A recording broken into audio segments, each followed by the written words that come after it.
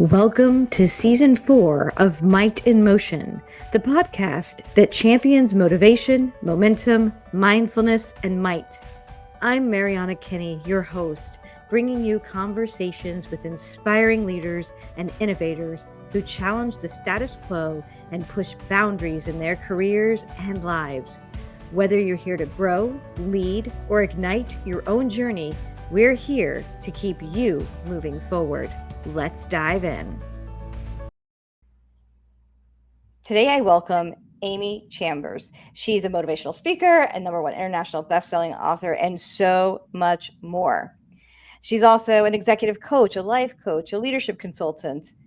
Her 2 books, 7 Virtues of Exceptional Leaders and 6 Habits of Powerful People, were both #1 Amazon bestsellers. Prior to starting her own business, Amy spent 21 years in financial services. She was most recently the Chief Operating Officer for SkyOne Federal Credit Union. She has over 15 years of leadership experience, including a decade in regional director of chief roles. By the time she was 28, she was managing 260 people for a large commercial bank. During her corporate career, she led over 500 people to success. Amy holds an undergraduate degree from the University of Notre Dame and an MBA from the University of Southern California. In her personal time, she's an avid runner. Since 2015, Amy has run over 250 half marathons, 12 full marathons, and hundreds of other races, totaling 14,000 miles. She's also an avid skier, longtime cyclist, rollerblader, tennis player, and photographer. Amy, wow, that's amazing. Thank you so much. And thank you also for having me on the show. So happy to be here. I'm excited to have you here. We talk about all things on Might in Motion. And I think with that intro, everybody already out the gate understands why you're on the show, because you hit all 4 of those things right out of the box. Yeah, a lot of our listeners are in a corporate America space, and many times they are new to leadership. They have made that transition from individual contributor to leader of others, or now maybe have been promoted to leaders of other leaders. And you led over 500 people. You've managed 260 people by the time you were 28. What initially drew you into leadership roles, and what kept you there for over 2 decades in your career? Great questions. What drew me in was probably not what you'd think. It was seeing a lot of bad leadership and starting to look around and notice the effects of that. I still remember, and it's actually the prologue of my first book. It's a story. I was 18 years old. I'm a teller at a bank. The senior district managers came in to visit us. And there was a teller that had taken the time to buy a suit and get up early to do her hair. She'd been promised this moment with them that she was going to show off all her skills. She was really wanting to get promoted to a banker and be the person that sits at the desk in the branch to open the accounts and take the loan apps instead of the person cashing checks. And they left and ignored her, basically. And she locked her drawer and went to the back room. And I followed her. It was one of the first times I made a decision without asking a boss for permission. I locked my drawer, put up my sign that said I was closed, and went back there. And she was just sobbing and talking about how this was her chance, and they didn't even see her, and they didn't want to interact with her. And they'd made this promise to spend time with us and then left without doing it. And I knew then how wrong it was. And I remember standing there 18. It was the summer before I went to Notre Dame for college, and it was just my summer job. And in that moment, I thought, gosh, if I ever were in leadership, that would never happen on my watch. I would never have indirect reports a few level down feeling this way because of something I did, and I wouldn't even know that it had happened. And that was the first moment I got kind of interested in, like, what's this leadership thing about? And so after college, I went into a leadership development program at that same bank, started seeing, I saw more bad leadership in some cases, but I saw lots of great leadership. And I began noticing what a difference it made in the people that were led. And so I got to this point where I said, my gosh, I'm kind of passionate about this. I'm obsessed with it. I want to learn everything I can about it. And I see when it goes right, people are engaged, they're happy, they're loyal, they do great work, they get results. How do I get that? And can I establish a model or a framework that works every time? And so that's what I set out to do. And sure enough, ended up writing the book on it at some point. It was very fulfilling. That's awesome. And it's, it is a hard transition, I think, for people to make into a leadership role.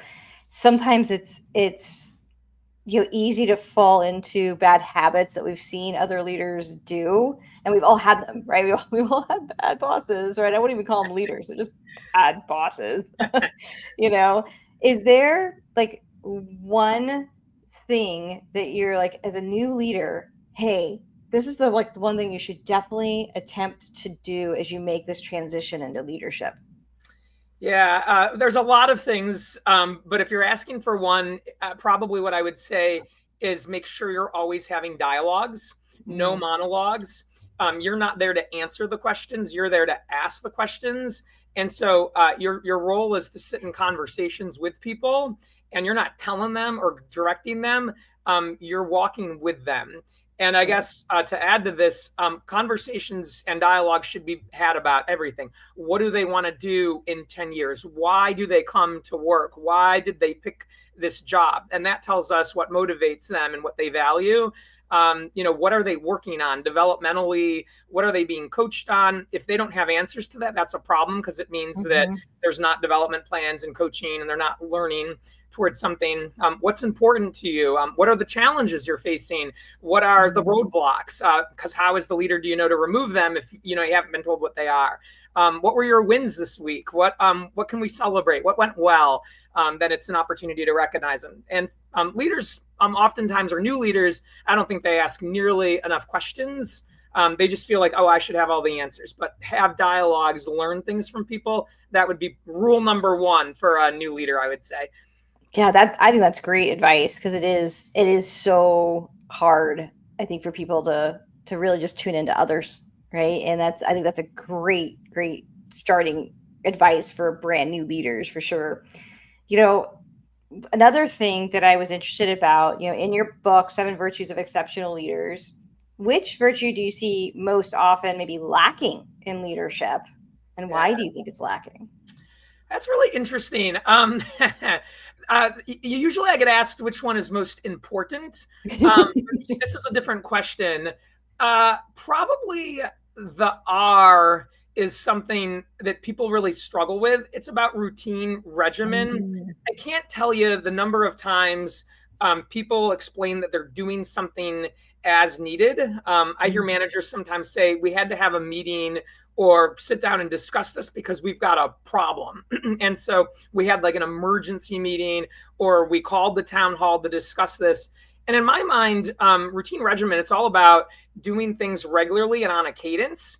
And so mhm, people's coaching sessions, one-on-one sessions, maybe you're doing a book club with people and you're reading something together and taking turns sharing what you're learning, town halls, meetings around goals, and status updates. It's not just like when there's a problem or something's off track. It's we do these things year round, no matter what, even in the healthiest of times, so we can stay there.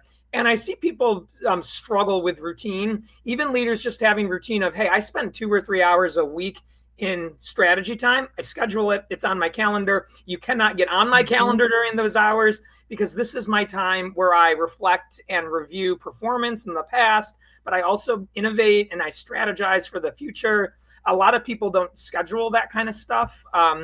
I think routines is something, yeah, people really struggle with, like the consistency and the structure of saying, these are my top 5 or 10 things that I do that really get engagement and get the results. And they're all over my calendar, and I don't cancel them. I don't move them. They take place when they were supposed to, and people know what's coming. That's when I think people kind of, they wing it too much. Yeah. Yeah, that's awesome advice, and something I'm just like kind of mentally reflecting on, oh, where are opportunities where maybe I didn't provide enough structure with that, with my regiment, with my team, right? And even with new hires right now, I work for a 100% remote company. So new hires, 30 minutes every single day. We have 30 minutes, because I don't want you to feel like you're on an island. But I Love can't it. be with you for 8 hours, right? But I can give you 30 minutes every single day, answer questions, make sure you're doing the other things on your onboarding checklist and meeting with others. And I love that. I love the idea of that R and the routine and regiment. And I can also understand how hard it is. And I think it probably ties into and resonates with you so much because you're an endurance athlete. I mean, you 250 half marathons, that's a lot, right? I did one. I'm good, right? How has your discipline as an athlete influenced your mindset as a leader and a coach? That's a really great question. I love it. Before I got into running, I was a little bit of a gym goer, I guess. And I would always say, if I have time, I'll go. If it fits with my schedule, I'll go. I'll try to go. I would use language like that, but I would very often allow myself an out or an excuse if something came up. And so it really speaks to these routines. So if a friend called me and said, "Hey, we're going to Happy Hour. Do you want to come?" It'd be like, "Yes, absolutely." All I had was the gym. So I'll meet you. And when it came to marathon running, one, it was more taxing than like, I'll just go and do the elliptical or the stationary bike. It was like, I've got specific kinds of runs planned. This is a speed workout at the track, and this one is a longer but easy run.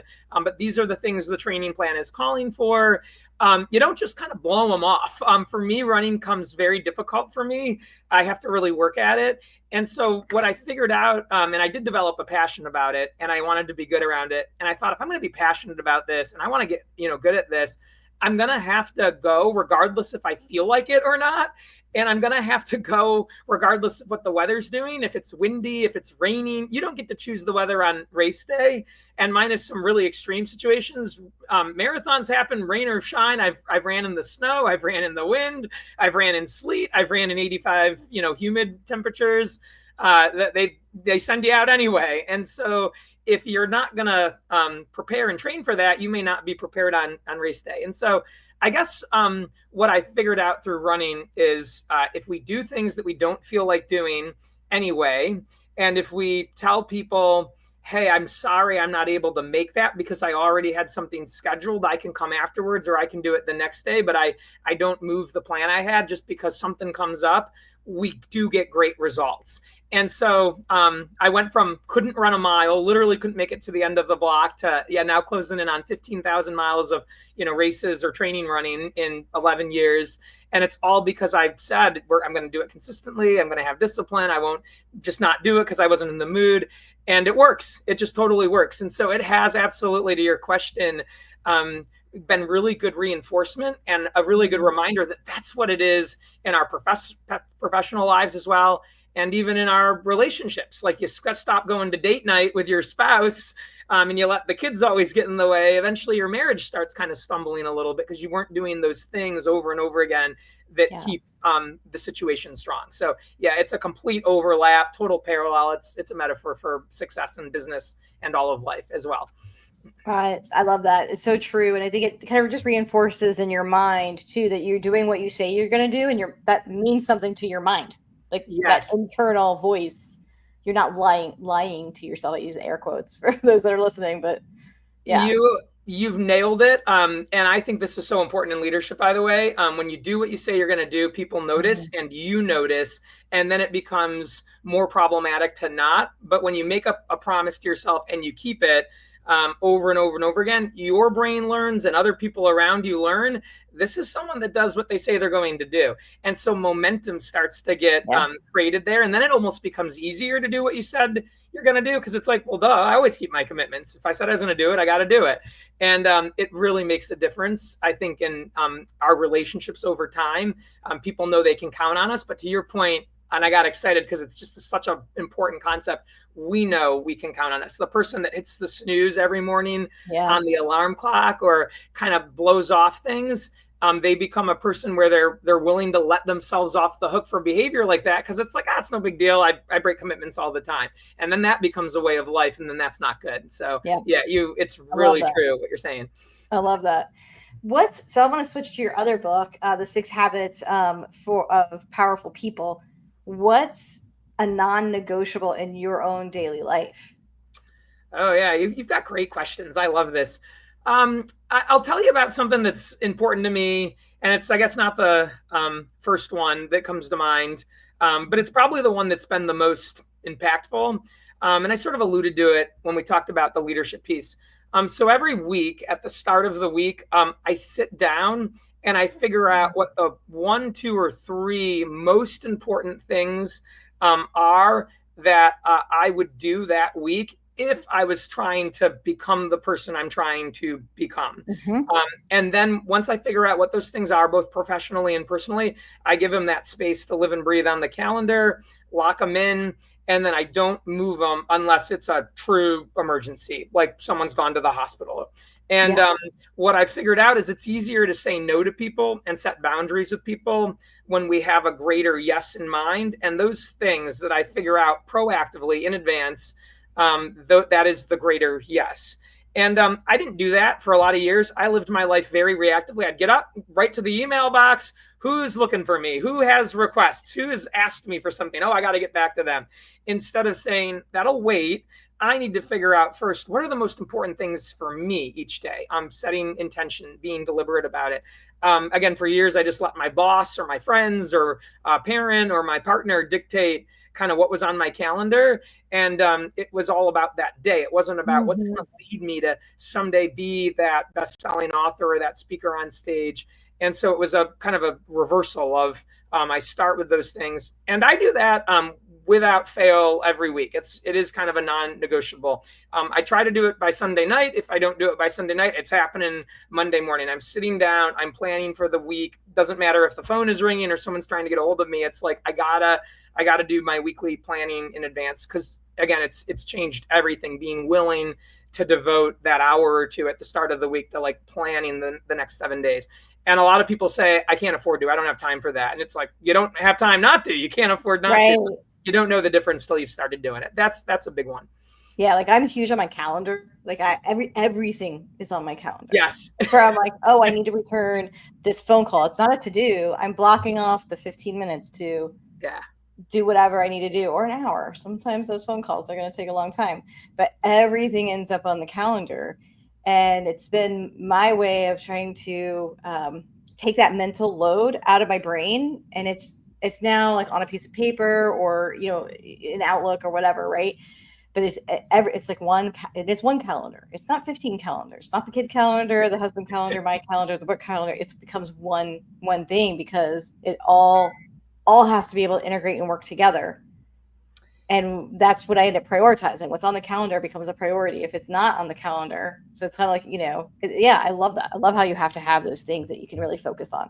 Yep, you've hit on something so important. We're really one person. We wear different Mhm. hats, but some people will talk about, like, I have a work calendar, and then I have kind of like this health or fitness plan, and then I got like the family calendar and what needs to be done at home, and then somewhere else, like in my pocketbook or on my phone, I'm keeping notes of like when I'm going to see a girlfriend or go to a class, and it's like all of those really should be in the same place, because then you can start to like see how they're going to conflict with each other, and Yeah. in advance of the moment you're making decisions of like, okay, how am I going to handle that situation when I feel pulled in a few directions, and what's the balance I'm going for. And I think people having it all in one place and seeing it together, they're the ones that have the strength and the courage at 4 o'clock to say to a boss, hey, I gotta go. I know I told you on Monday and it's Wednesday.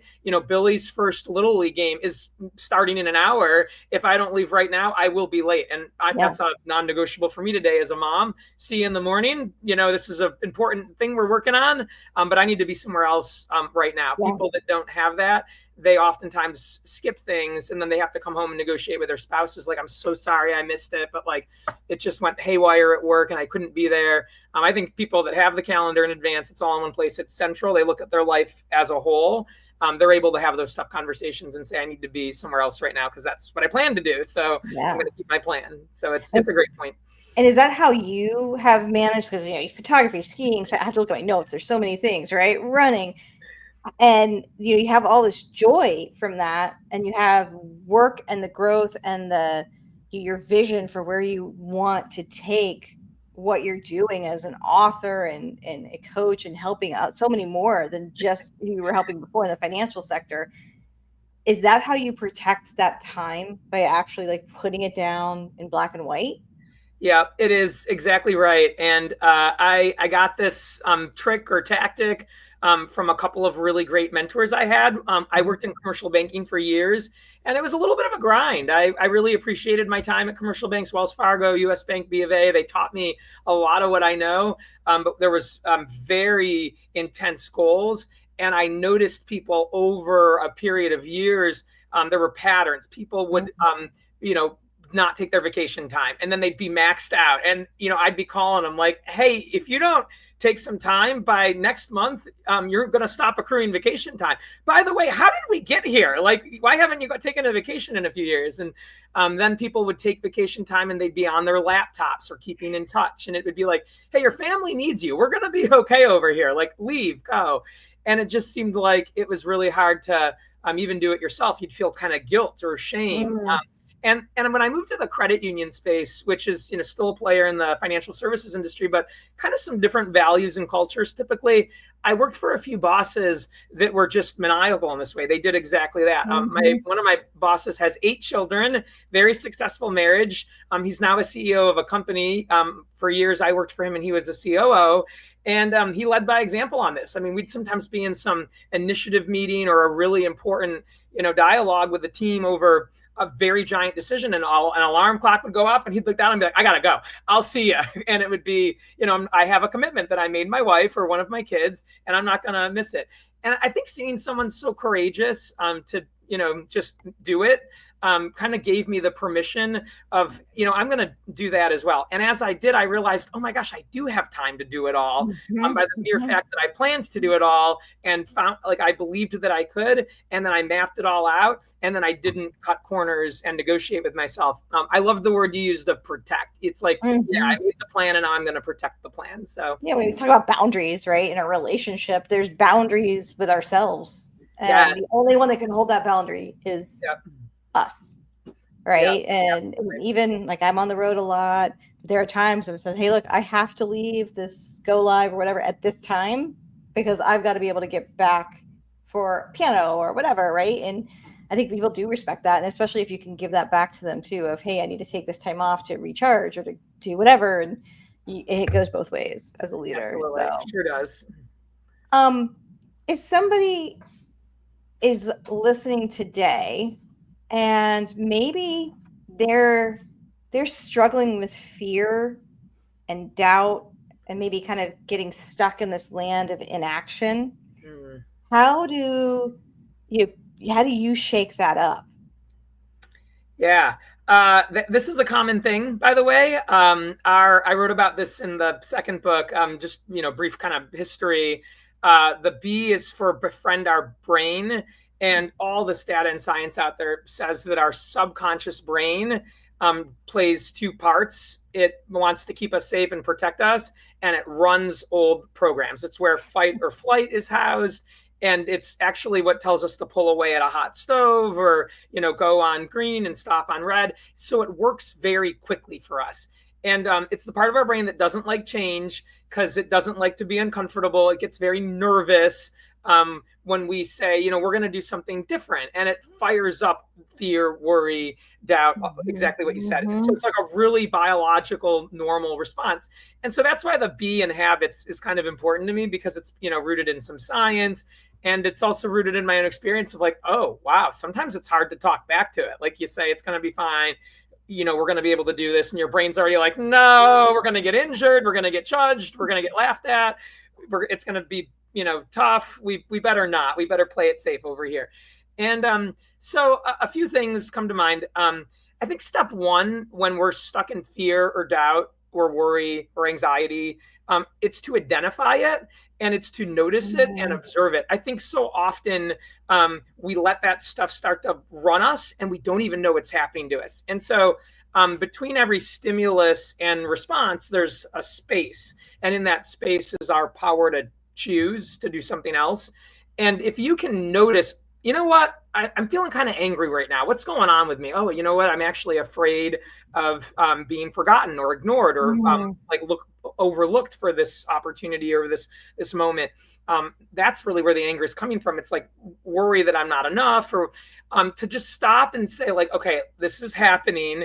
Let me slow down that space between stimulus and response. Let me kind of extend it. How do I want to respond to this?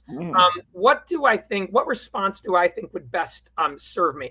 Just pausing and extending the space in between, like when we're presented with information and feeling that way, and then making the decision and reacting, that already just does miracles It's in that space where our conscious mind gets invited to show up and is allowed to come to the party and say, wait a minute, like, what are we doing here? I will tell you a quote that's really affected me.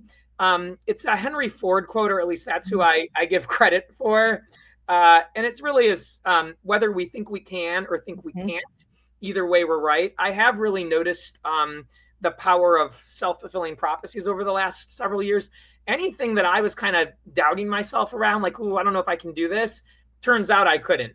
And Mhm. when I really chose to believe in myself and say, I'm going to do this, I'm going to find a way, it's like our brain doesn't want to make a liar out of this. It finds a way. And so I've actually figured out that if we say we can't, or we're not worthy enough, or we're going to find a way to prove that true. But if we say we can, then our brain is going to get to work in making a plan and saying, okay, then what Yeah. needs to get done to make this happen? So that's probably step number 3. After we say, okay, I noticed I was worried.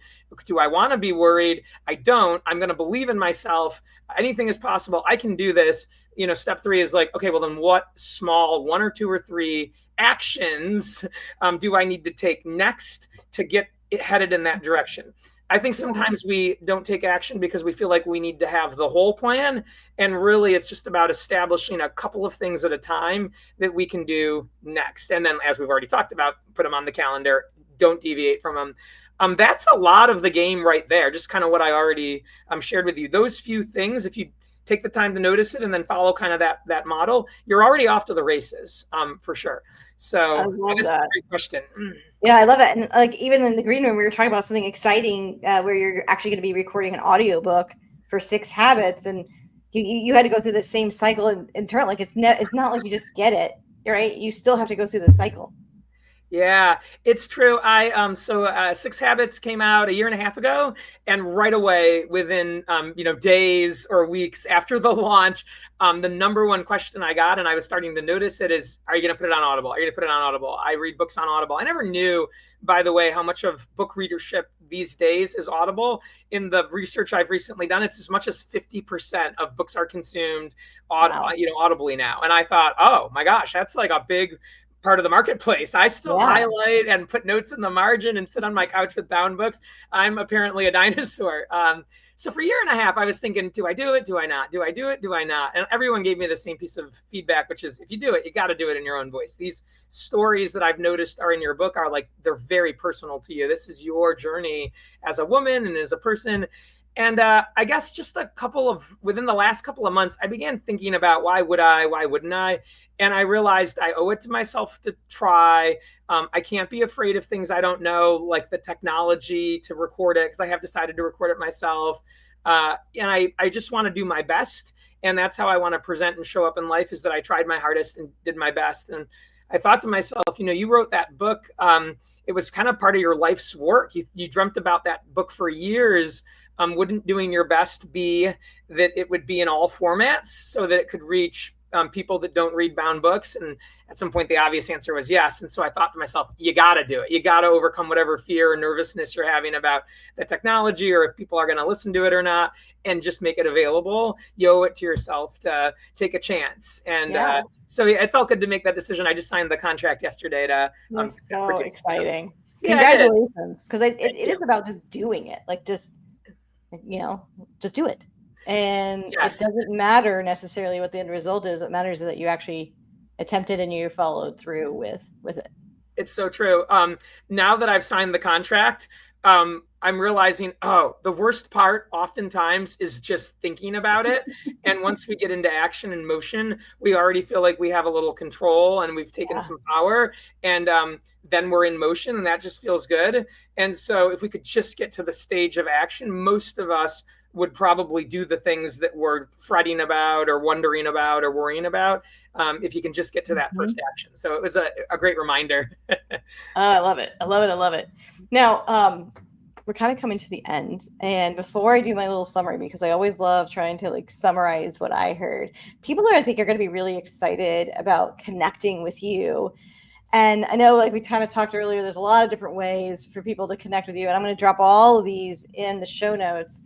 But if somebody's listening, where should they go? What's like the best place for them to go connect directly with you, Amy? If people have Instagram, I think that's where it's at. I post reels on there every few days that are usually, a couple minutes long at most, with ideas like these. They're usually something happened in my personal life that got me inspired to speak. So it's a combination of, you can get these reels, but I also tend to just share thoughts and kind of updates about things going on with running or things going on with the books. And so I think it's if you're looking to engage, looking to connect, looking to be inspired, looking to hopefully be validated or have some struggle you're experiencing normalized, there's where it's at. I do take requests. So sometimes people will say, hey, that's great. This thing you have about love yourself or, be careful the company you keep. Here's the problem I'm actually having. What do you tell me to do? And so, yeah, I'll make a video on just anything that comes up. So Instagram's probably number one. I do have I coach Amy Chambers on YouTube. There I have kind of longer form videos, 5 to 7 or 8 minutes, at least once a week. I call it Transformation Tuesday. Spoiler alert, they don't always come out on Tuesdays. That's just Tuesday somewhere, right? Like but you can always listen to them on Tuesdays. But yeah, it's like the transformational thought of the week. So that's another good place for people to engage. But yeah, and then my website, at least it talks about my services. It's a great place to put an appointment with me for no charge. You can read client testimonials in case you're wondering what people are saying that have worked with me, that want help and want some advice and mentorship on an ongoing basis for these sorts of things. And you can also buy the books there. So those are 3 ways. But yeah, Instagram, I think, is where I'm most active. That's awesome.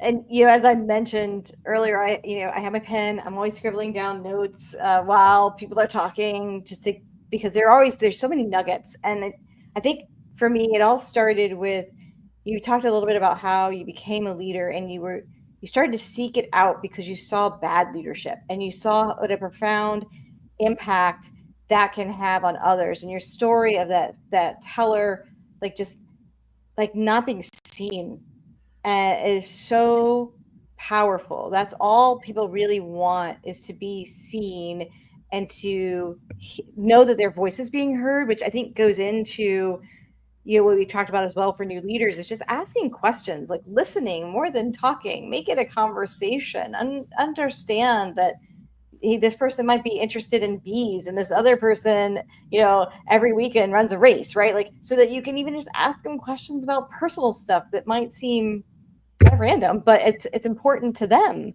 I think that was really huge. You talked a little bit about as well how routine and regiment really can help structure not only your time. So if you're doing things like you have this long, endurance athlete, you have to have a plan, you've got to block your time, you've got to be able to protect it.